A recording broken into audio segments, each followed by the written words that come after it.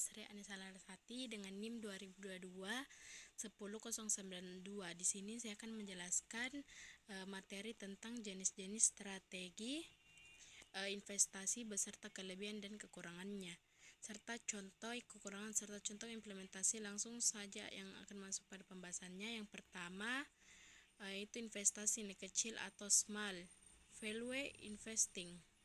Di sini adalah strategi investasi yang fokus pada saham-saham dengan kapitalisasi pasar kecil.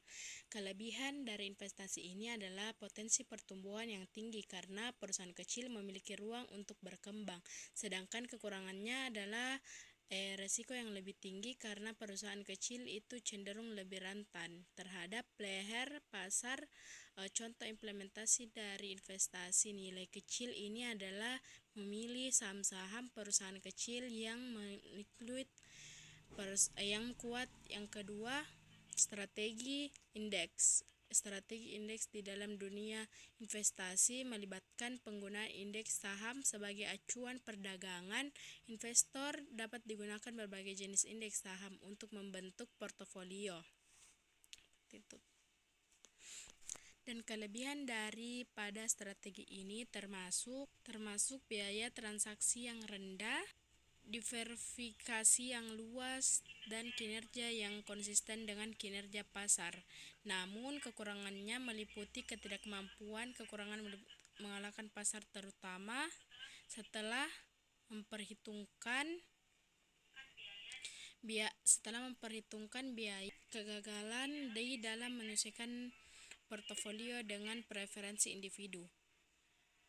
Salah satu contoh implementasinya adalah dengan mengikuti indeks tertentu, di mana investor itu membentuk portofolio yang sama dengan indeks tersebut.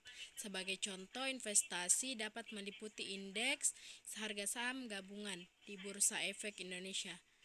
Indeks saham juga dapat digunakan sebagai benchmark untuk mengukur kinerja portofolio saham, serta sebagai acuan untuk produk investasi pasif seperti reksadana indeks dan ETF indeks. Yang berikut ada trending harian adalah indeks harian kegiatan membeli dan menjual aset keuangan di dalam suatu hari perdagangan.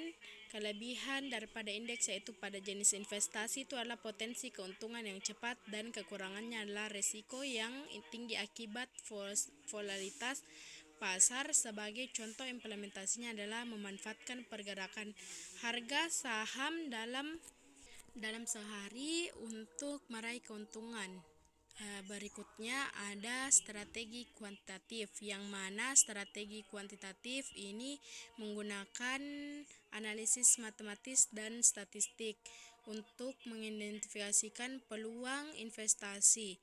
Kelebihannya adalah pengambilan keputusan berdasarkan data dan algoritma, dan kekurangannya adalah keterbatasan dalam memproduksi kejadian tak terduga.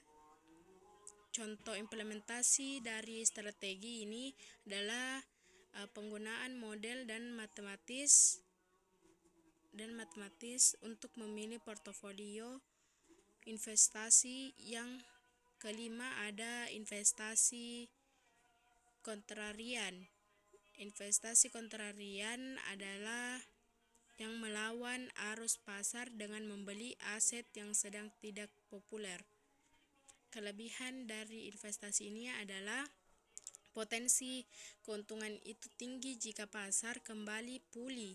Namun kekurangannya adalah risiko yang tinggi karena aset yang tidak populer bisa populer dan bisa terus merosot nilainya. Sebagai contoh implementasinya adalah membeli saham-saham yang sedang mengalami penurunan harga secara signifikan. Yang berikutnya ada yang terakhir adalah pemula dolar atau ceragin. Adalah strategi investasi yang memberi tekanan pada investasi kecil secara berkala.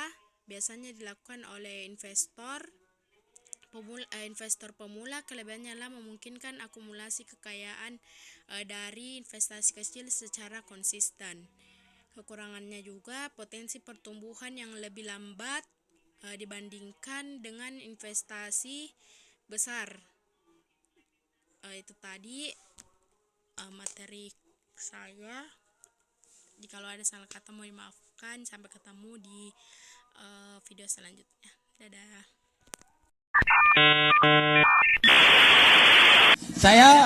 Wassalamualaikum bro.